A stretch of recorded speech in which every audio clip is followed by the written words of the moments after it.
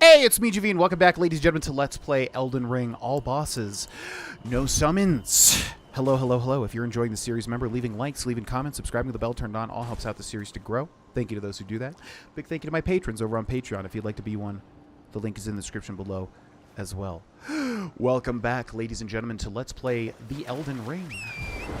This game is so freaking good. My God. It's just insane to me that here we are playing Elden Ring in 2022. It's finally out. Lived up to the expectations. You know, some nitpicks, some stuff here and there that I'm not the biggest fan of, etc.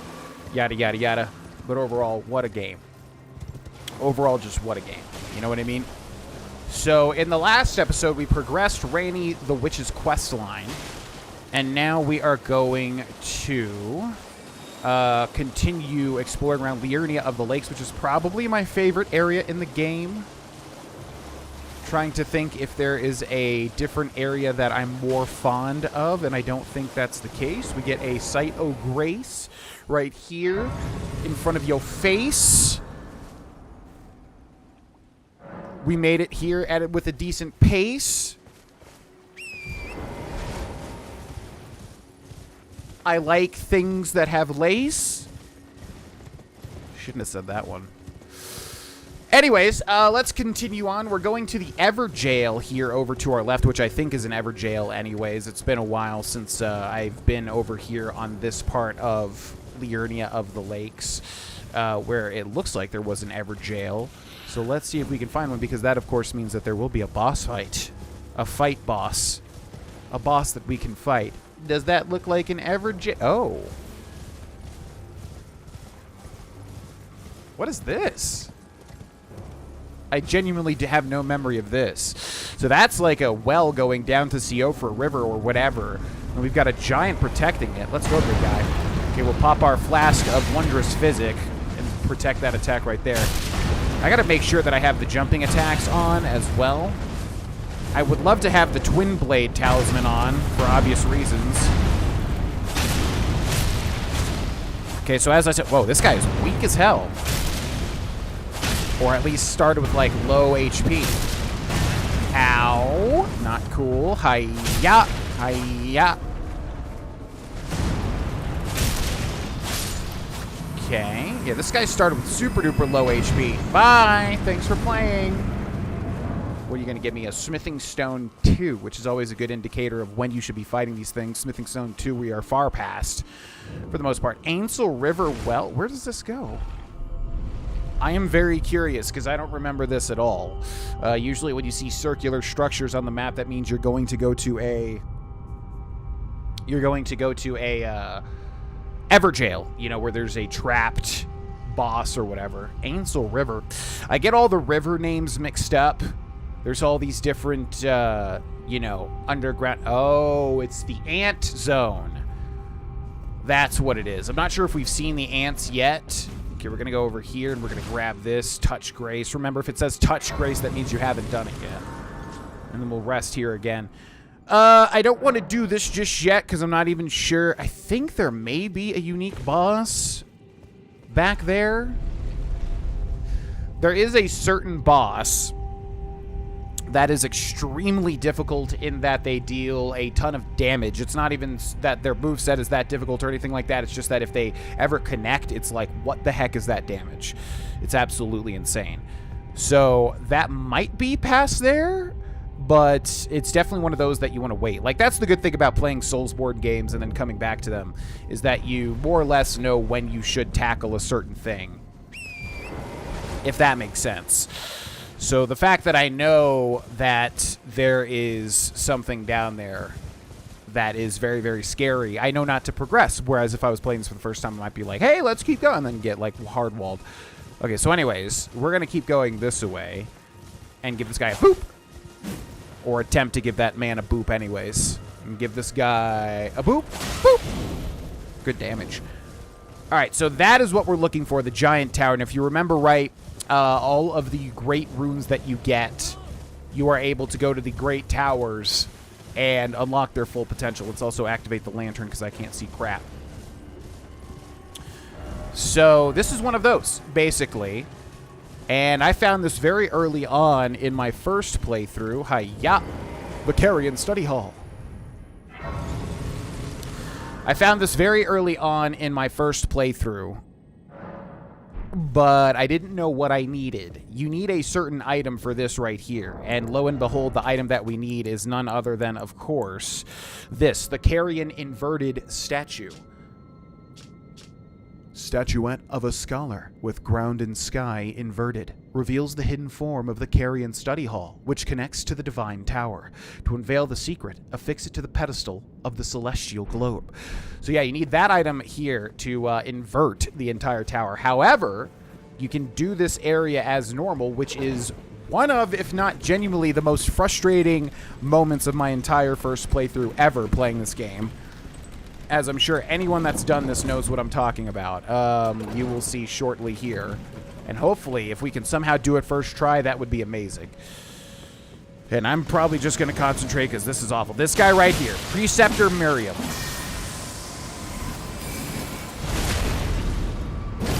This person right here. Okay, so if you've ever played Dark Souls 3... there is an element exactly like this. You can tell they're using Loretta's great bow, too. Okay, there's an element exactly like this where you're chasing basically a magic user. And this is the same thing here. So we're going to take out these guys. So they're using Loretta's great bow.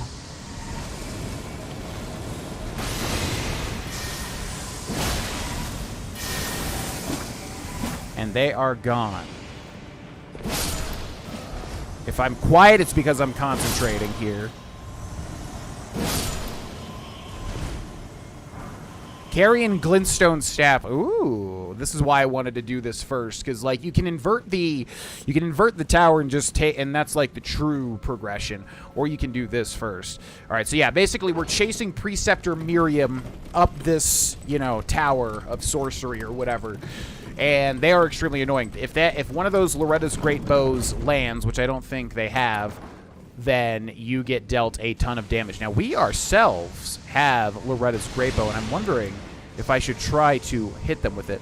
But yeah, basically, this is so weird. And I want to do it the intended way. I know you don't have to do it the intended way. Whoa. But yeah, basically... so every time you try to get close, as you can tell here, she's going to teleport. And then keep hitting you with the Loretta's great bow. So we are going to attempt to block the shot and then climb this ladder. Apparently you want to climb the ladder, but this is what's ridiculous, is she can still hit you. Oh, that's so silly. Oh, no. She can still hit you. Oh, do I have my flask? Okay, great. Let's do that. Okay, so what you're supposed to do, apparently, and I did not do it this way, is you're supposed... son of a bee. You're supposed to climb these ladders, I believe, and then they'll follow you, and let's see if they're doing that right now. They'll follow you up the ladder and then stop peppering you with Loretta's great bow shots. So I'm trying to spot where the ladder even is, or where Preceptor Miriam is, whatever their name is. And I'm not seeing them. Are they climbing the ladder? We also have to watch out for the rats. We're going to climb the other ladder here too, if I can squeeze past it. Are they not climbing the ladder? I don't know. I need to use glintstone pebbles on these guys, or ambush shard. Yeah, I'm not messing around with these rats at all. Okay. Okay, good. Preceptor Miriam is down there. Can I hit her with the Loretta's great bow, I wonder? Okay.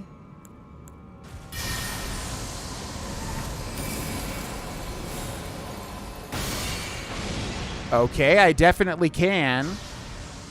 But we don't want her to be trying to fire at us, because that thing has a massive range. She's supposed to come up here is what I think is supposed to be happening now. And maybe she is. Okay, she's walking over. Yeah, because we did this on, like, live on Twitch, and I had no idea what the heck was happening. Because, like, basically, if you try to catch up to her, she'll always teleport away. Cerulean Seed Talisman. Oh, yeah, here they come. Okay, I'm going to try to hit her with another... Oh, maybe I can just knock her off.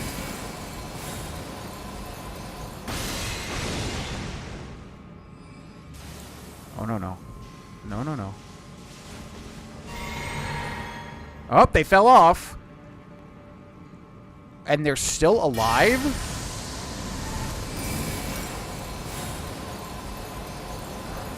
Okay, and we get the magic downpour. Yeah, what a bizarre... Oh, you can move this around, too. By the way, shout out to everybody that told me that you can charge that up, because, like I said, I did not... Oh, look at this. Look at this.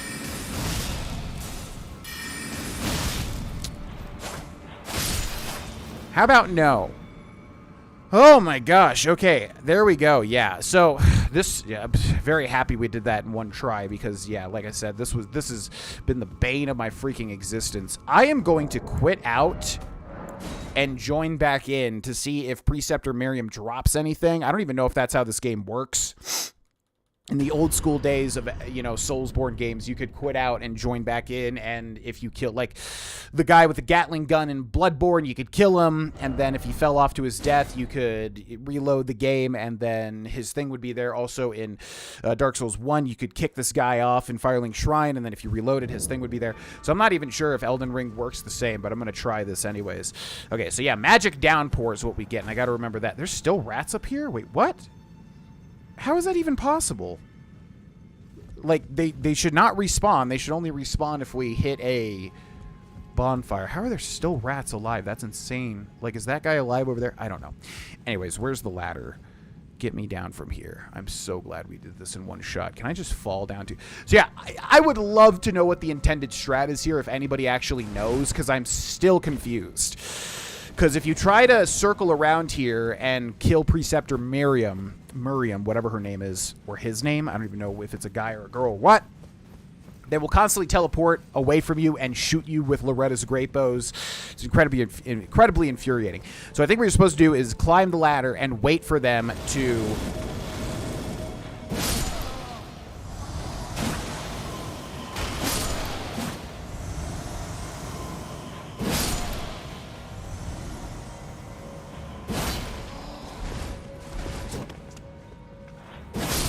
I think you're supposed to climb the ladder and wait for them to follow you, and then they don't hit you with Loretta's. They just, like, have a one-on-one duel with you, and you're supposed to fight them on the rafters. That's what I think you're supposed to do. I don't actually know.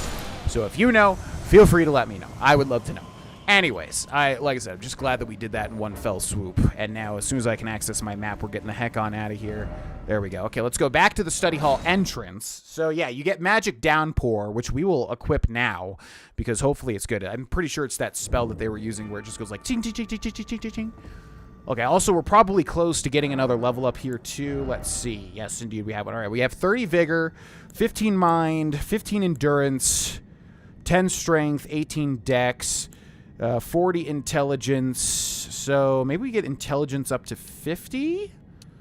Or do we get Endurance up to 20? I feel like Endurance up to 20 would now be good. Yeah, because I could use a little more hits with the Twin Blade. Okay, we're going to memorize Spell. What do we have? Glintstone Pebble, good. Glintstone Arc, good. Loretta's Great Bow, good. Garrett Piercer, good. Ambush Shard, good. Meteorite, probably not helpful. Shatter Earth, probably not helpful. Okay, so we have Magic Downpour there, and then what else do we want? How about Great Blade Phalanx? Get one of those, like, buff sort of things. Okay, then we'll add the lantern, and we'll go ahead and place the inverted statue on the pedestal.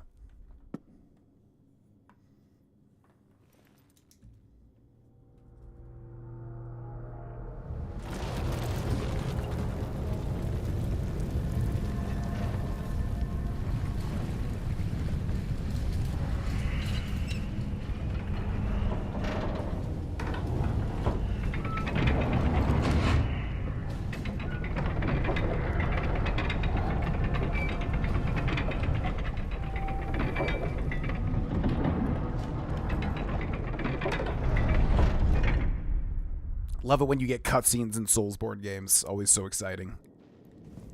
Okay, so that has inverted this entire place. And again, this is mainly for Ranni the Witch's questline. Now, this you got to be careful. We're going to fall right about here. Yoink. And we're going to go up here. Whoop. And we're going to go ahead and kill these hands. Oh, that's not good. Crazy good damage. Really, really, really good damage for this freaking twin blade, man. Crazy. Okay, now... So yeah, everything is upside down, and guess what? Preceptor Miriam is back. Miriam? Is it the same person? It's weird, because it's...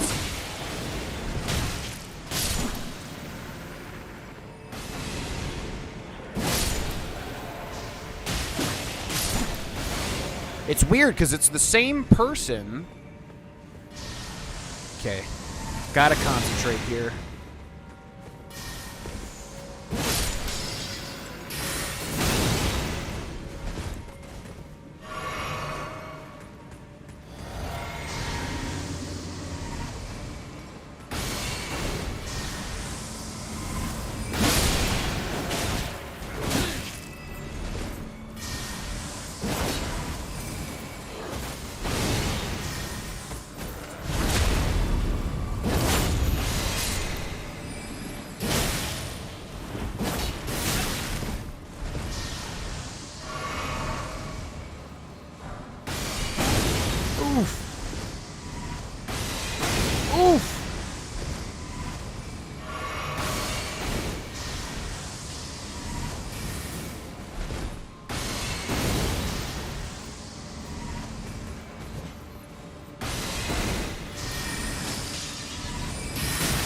Oh my god, this guy.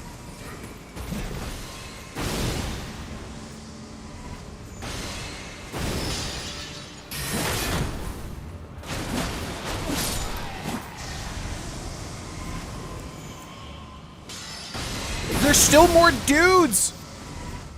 Oh my god, this is so annoying.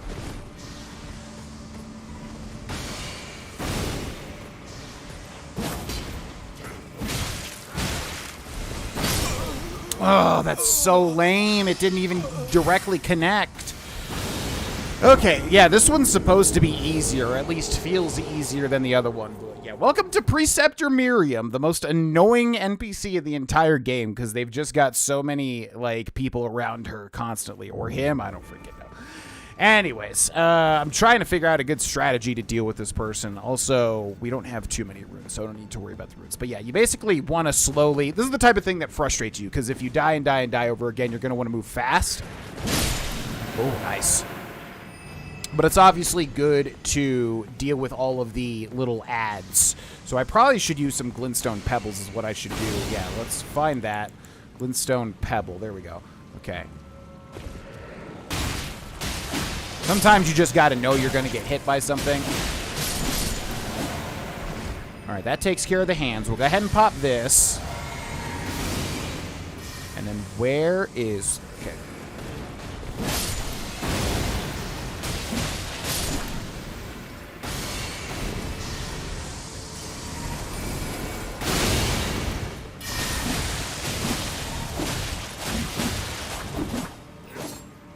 Oh, I almost got them to fall off.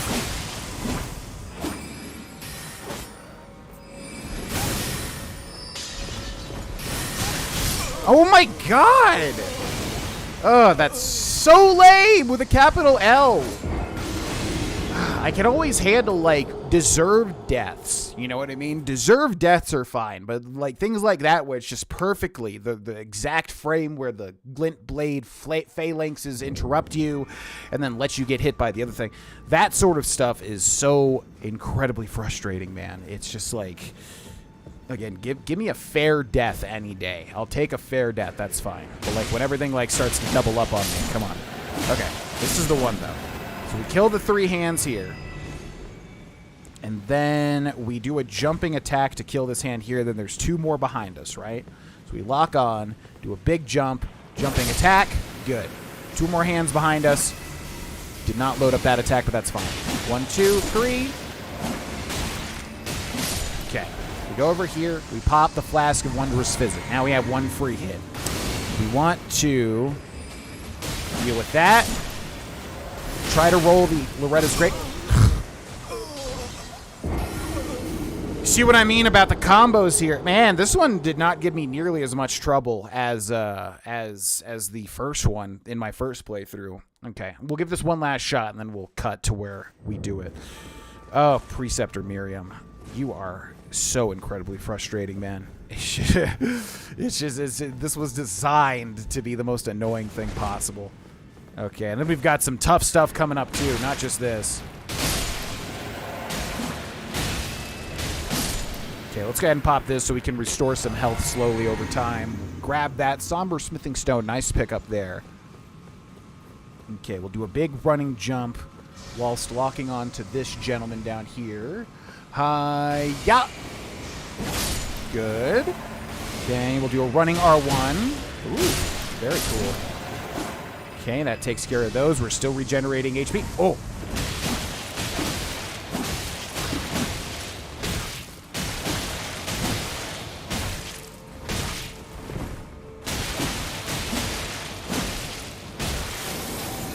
Okay, that was interesting. All right, now we can take out these things freely. So, yeah, she still teleports.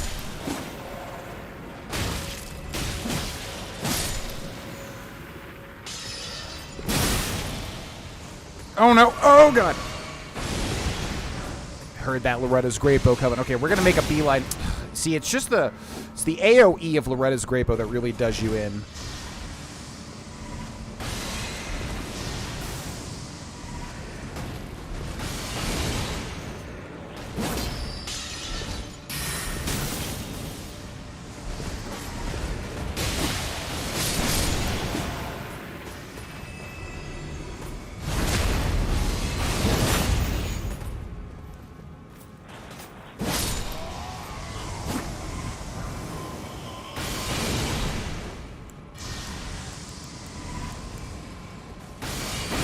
Okay, she wants to have a Loretta's Great Bow off. Let's do it.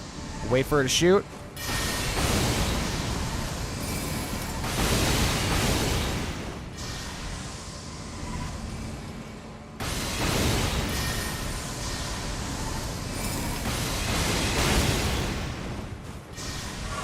There's still a hand behind her.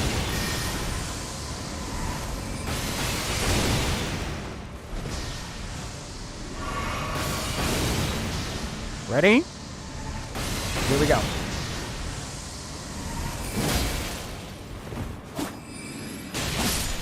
Woo! Oh my God, Preceptor Miriam. So annoying. And then we get Lucidity, which ironically enough is not even like nearly as useful, I think, as the other one. Lucidity makes you, I think, impervious to sleep or wakes you up from sleep. I don't even know if I've ever even been slept in this game before. I don't even know if that status effect has even happened to me. So yeah, okay, I think we drop right about here. Hopefully we don't break our legs. Okay, and then we're trying to basically get right in the middle of that thing because, again, everything is upside down now. So we're going to fall on the rafters here. Let's see, right about here. Ugh, it's always so stressful every time you try to fall. And hopefully, by reversing all of this, we also killed all those dirty rats as well. No! Okay. Jeez Louise. The camera almost totally effed me over there. All right, we're going to fall right here and grab whatever item that is. So yeah, anytime you like run into an object, the camera will hinge on it, so be very, very careful. Holy proof dried liver. Cool. Okay, so be very careful when traversing like little camera moments like that, or you know what I mean. Also in Dark Souls 1, every time you enter the flying buttresses area, every time you enter the flying buttress area in when you get to Anorlando and you go through that little awning, the camera will like go and like attempt to mess you up as well. So you got to be careful. Okay, whew, we did it. So this is obviously allowing us to access the ritual tower or whatever they're called, which normally, what's weird about this is normally that's how you purify the great runes. Oh, I forgot there's a cutscene here.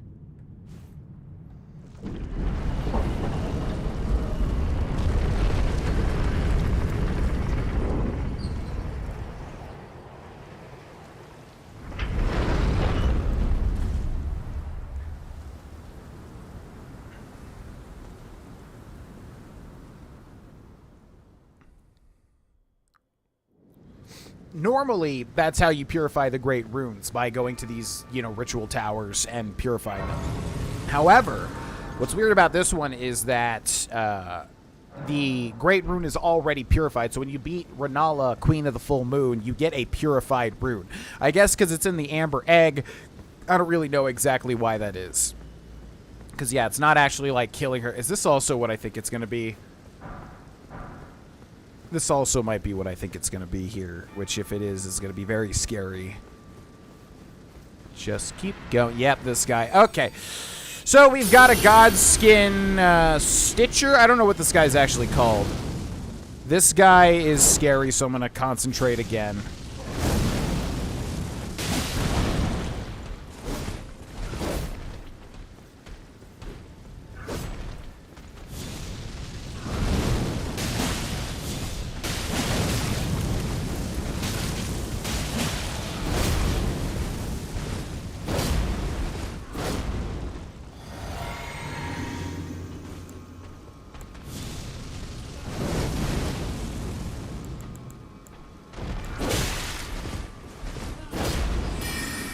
Okay, let's try Magic Downpour. Doesn't do all that much.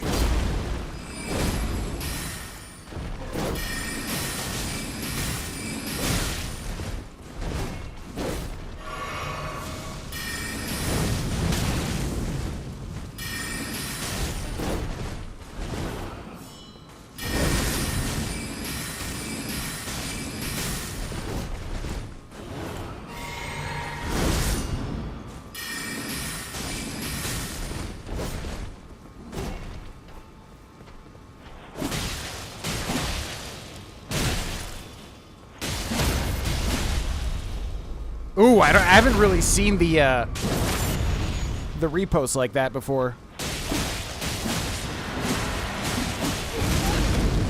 Okay, now we gotta be very scared.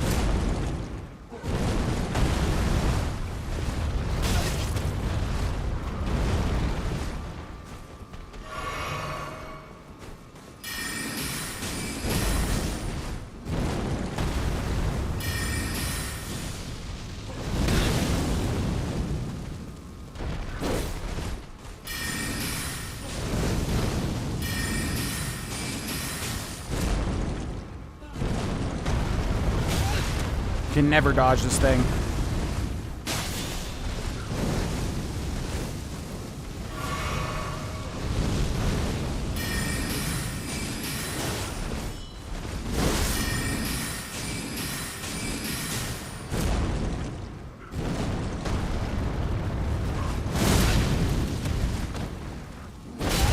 No, how did you hit me on the ground?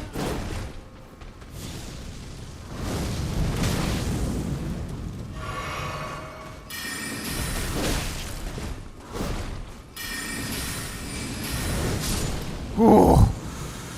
I hate this fight. This fight is so rough for me every single time because he's so tanky and he's like so fast. We get the Godskin Noble hood, robe, bracelets, trousers. So I'm not sure exactly what we've fought just yet. And I don't really want to spoil what we have and have not fought. But yeah, that's the Godskin Noble, I guess? Godskin Noble. Yeah, there's a couple of different Godskin type of things. And it's awful. He buffs up in his second phase, as you saw there, and he will just destroy you. He's so fast, he's so tanky, and he's got like all sorts of stuff. If you heal, he'll throw the fire thing at you. And he's got like a little ring of fire ability as well. Just all sorts of crazy stuff that'll interrupt you. It's just rough to deal with. But luckily, with the power of magic, we were able to do it. So now we access the Divine Tower, not the Ritual Tower, the Divine Tower of Lyria. And again, normally you would get a great rune, like from beating one of the demigods, which Renala is not? I don't think Renala is a demigod. So her great rune is encased in amber, given to her by Radigan, right?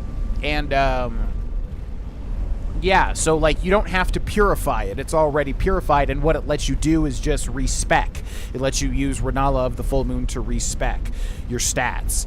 So then you might be wondering, well, what are we doing up here? You know, if we can't purify a rune, then what are we going to get at the top of this great tower? Well, you will see what that is in the very next episode, ladies and gentlemen. Thank you for watching. Remember, leaving likes, leaving comments, subscribing with the bell turned on. All helps out this channel to grow. A massive thank you to my patrons over on Patreon. If you'd like to be a patron, the link is in the description below. I will see you there. Thanks for watching. Bye-bye.